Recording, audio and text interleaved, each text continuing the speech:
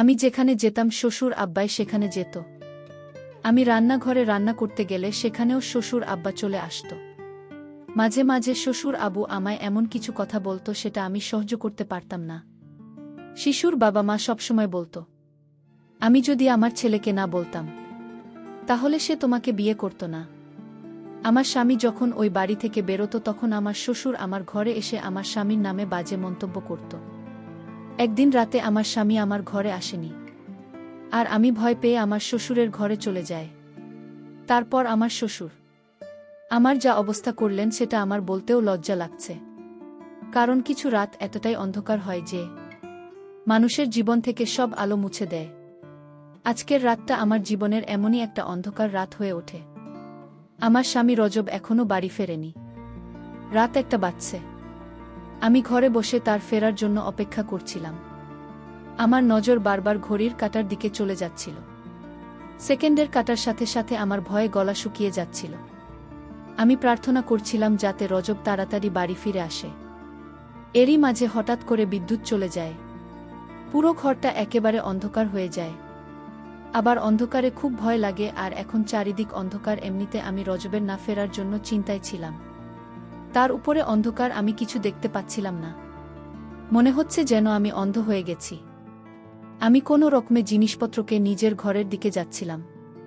তখনই পাড়ার একটা কুকুর ঘেউ ঘেউ করে ডেকে উঠল। এত জোরে ডাকত যে মনে হলো সে আমাদের উঠোনে চলে এসেছে। ভয়ে আমার প্রাণটা বেরিয়ে যাওয়ার মতো অবস্থা। বাড়িতে তখন আমার শ্বশুরমশাই ছাড়া আর কেউ ছিল না। তিনি ওনার ঘরে ঘুমোচ্ছিলেন, আর আমি নিজের ঘরে একা ছিলাম। আমার মনে হচ্ছিল যে কুকুরটা আমাদের উঠোনে চলে এসেছে, আর সে যে কোনো সময় আমার কাছে চলে আসতে পারে। আমি ভয়ে ভয়ে আমার শ্বশুরের ঘরে গিয়ে পৌঁছালাম।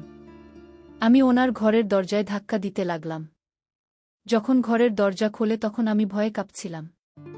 আমি বলি, বাবা, আমার মনে হচ্ছে আমাদের উঠোনে একটা কুকুর ঢুকে পড়েছে। আমার খুব ভয় করছে। আমি কি আপনার ঘরে আসতে পারি? আমি এত ভয় পেয়ে গিয়েছিলাম যে আমার মাথা কাজ করছিল না, তাই হয়তো আমি একটা ভুল পদক্ষেপ নিয়ে ফেলি। আমার শ্বশুরমশাই আমাকে তার ঘরে যেতে বললেন। তারপর ঘরের দরজা বন্ধ হয়ে যায়। আর তারপর আমার সাথে যা হয়েছিল সেটা আমার পক্ষে মেনে নেওয়া সম্ভব ছিল না। তাহলে মূল ঘটনাটি বলি। তা একজন স্ত্রী যদি তার স্বামীর থেকে কম সুন্দর হয়, তাহলে সে সবসময় হীনমন্যতায় ভোগে। আজকাল আমার সাথে সেটাই হচ্ছে। রজব একটা খুব সুন্দর দেখতে জোয়ান ছেলে। আমিও দেখতে খারাপ ছিলাম না, কিন্তু আমার গায়ের রংটা একটু ডেম ছিল। এই কথাটা আমাকে বিয়ের পরের দিনই আমার শ্বশুরমশাই মুখ থেকে শুনতে হয়। সকালে যখন আমি জলখাবার খেতে ঘর থেকে বেরিয়ে আসি, তখন বাড়িতে অনেক আত্মীয় স্বজন ছিল। খাবার টেবিলে আমার শ্বশুরমশাইয়ের সাথে তার বোনেরা বসেছিল। আমার শাশুড়ি মারা গিয়েছিলেন। আত্মীয় স্বজনদের মধ্যে বেশিরভাগই আমার শ্বশুরমশাইয়ের ভাইবোন ছিল। আমি ওনাদের সাথে বসে জল খাবার খেলাম। আমার শ্বশুরমশাই সবার সাথে আমার পরিচয় করিয়ে দিলেন। তিনি খুব খোশমেজাজে ছিলেন। কিছুক্ষণ পর সব আত্মীয়রা তাদের বাড়ি ফিরে যায়। তখন বাড়িতে শুধু আমি আর আমার শ্বশুরমশাই ছিলাম। আমার শ্বশুরমশাই আমার জন্য চা বানিয়ে নিল। উনি বলেন, আমি ভাবলাম আমার বৌমা খুব ক্লান্ত, তাই আমি তার জন্য চা নিয়ে এলাম। তিনি আমার পাশে সোফায় বসে পড়লেন, আর চায়ের কাপটা আমার হাতে ধরিয়ে দিলেন। তিনি বলতে লাগলেন, রজব এমনিতে খুব ভালো ছেলে। সে আমার সব কথা শুনে তুমি একটা ভালো মেয়ে, কিন্তু আরও ভালো হতো যদি তোমার গায়ের রংটা একটু ফর্সা হতো। ওই যে বলে না, বসেই হয় যাকে সব সময় কাছে পেতে ইচ্ছে করে। উনার কথা শুনে আমি একটু অস্বস্তি বোধ করছিলাম। আমি উনাকে বললাম, আমি আপনার কথা ঠিক বুঝতে পারলাম না। উনি বলেন, কাল মাঝরাতে রোজ ঘরের বাইরে এসেছিল। আমিও তখন জল খেতে উঠেছিলাম, তাই আমার তার সাথে দেখা হয়ে যায়। সে আমাকে বলে, বাবা, তুমি তার মধ্যে কি এমন দেখেছিলে? তুমি তো জানতে যে আমার সুন্দরী মেয়ে পছন্দ। তুমি অন্তত আমার পছন্দের মানটা রাখতে পারতে। এইসব কথা শুনে আমার মনটা খুব খারাপ হয়ে যায়। তবে রজব কাল রাতে আমার সাথে কোনো খারাপ ব্যবহার করেনি। সে এমন কোনো কথা বলেনি। সে বরং আমার প্রশংসা করেছিল। তবে হ্যাঁ, আমার মনে আছে যে রজব রাত 2টা-3টা নাগাদ একবার ঘরের বাইরে বেরিয়েছিল। কিছুক্ষণ পর আবার ফিরে এসেছিল। আমি হাঁ করে শ্বশুরমশায়ের মুখের দিকে তাকিয়ে রইলাম। তিনি আমাকে বললেন, আমি বুঝতে পারছি তোমার এই কথাগুলো শুনতে ভাল লাগছে না। আমি কাল রজবকে খুব বকেছি আর বলেছি সে যেন ভুলেও তোমাকে এসব কথা না বলে। সে তোমাকে এরকম কোনো কথা বলেনি তো? আমি মাথা নেড়ে বললাম, না, এই কথাটা আমার বিশ্বাস করতে কষ্ট হচ্ছিল, কারণ কাল রাতে রজব আমার সাথে খুব ভালো ব্যবহার করেছিল। শ্বশুরমশাই এর পরের কথাগুলো আমাকে আরও অবাক করে দেয়। তিনি বলেন, আমি ওকে বারবার বারণ করেছি সে যেন তোমার মনে কষ্ট না দেয়। তুমি কিছু মনে করো না মা।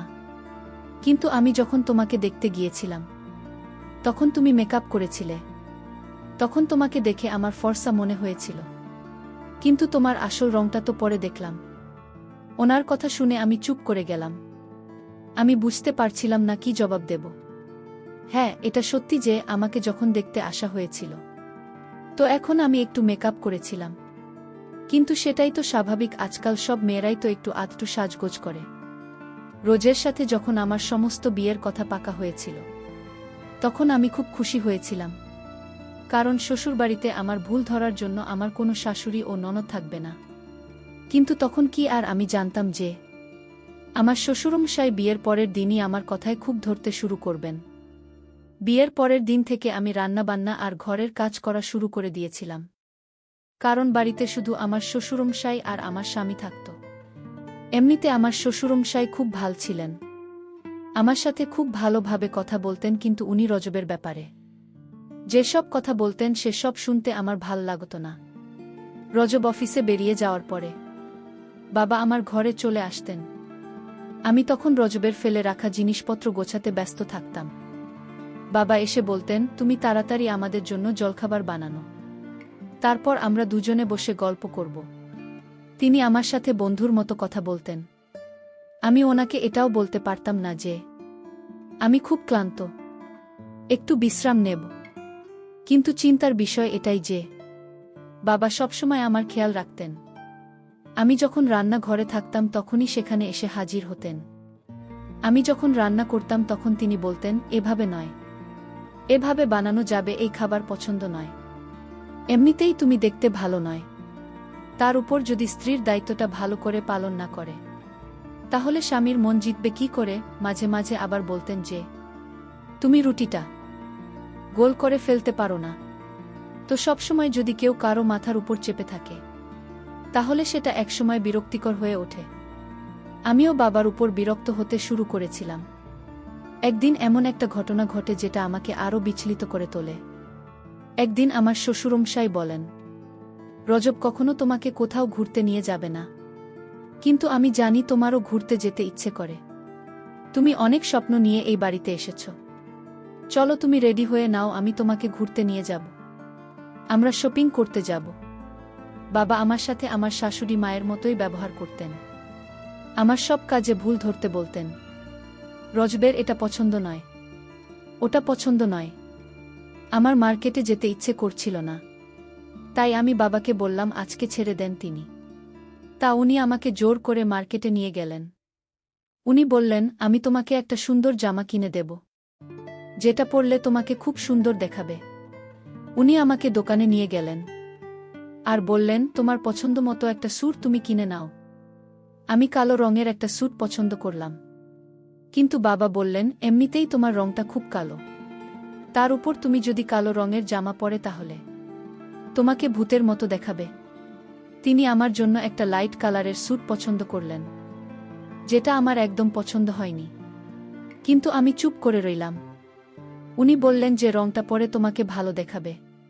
আমি যখন শ্বশুরমশাই এর সাথে কথা বলছিলাম তখন আমি দেখলাম পাশের দোকানে রজবকে একটা অন্য মেয়ের সাথে। বাবাও সেটা দেখতে পেলেন। রজতদের সাথে যে মেয়েটা ছিল সে বেশ সুন্দর দেখতে ছিল। বাবা বলতে লাগলেন, দেখেছ, আমি বলেছিলাম না রজবের সুন্দরী মেয়ে খুব পছন্দ। সে যেখানে সৌন্দর্য দেখে সেখানে চলে যায়। রজব সেই মেয়েটার সাথে খুব হেসে হেসে কথা বলছিল। এটা দেখে আমার চোখে জল চলে আসে।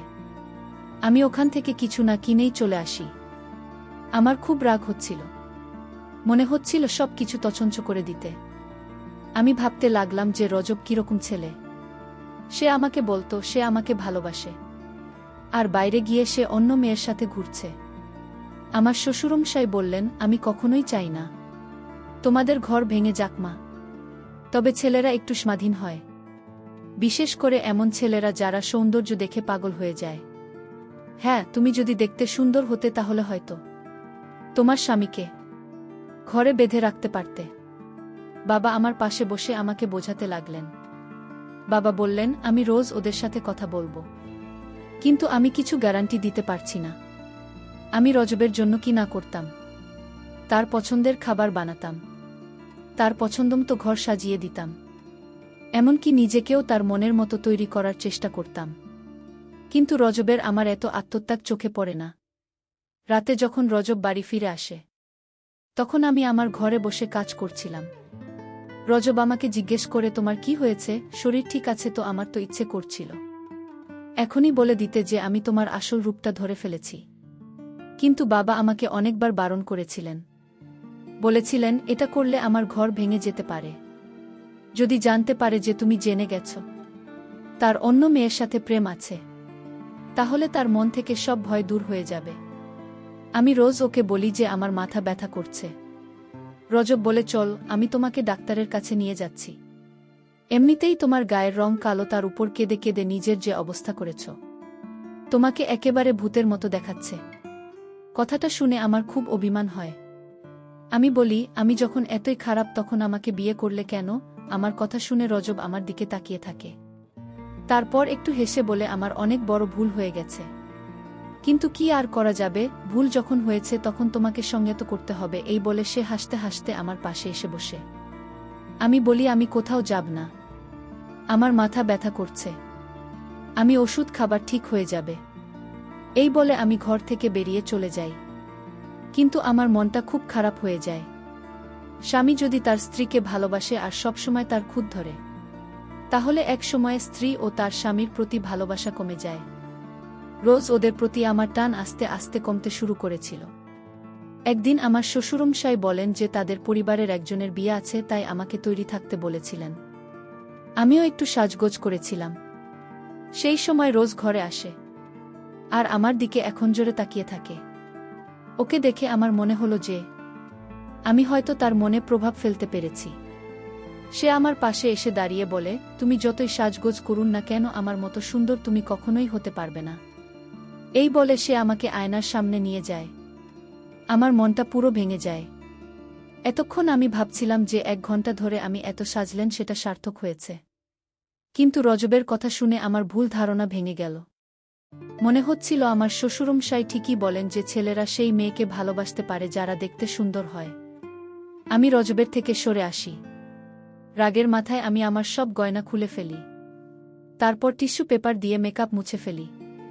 এটা দেখে রজব একটু গম্ভীর হয়ে যায় আর বলে, রজনী, তুমি এটা কি করছো? আমরা এমনিতেই অনেক লেট হয়ে গেছি। আমি বলি, আমি কোথাও যাব না।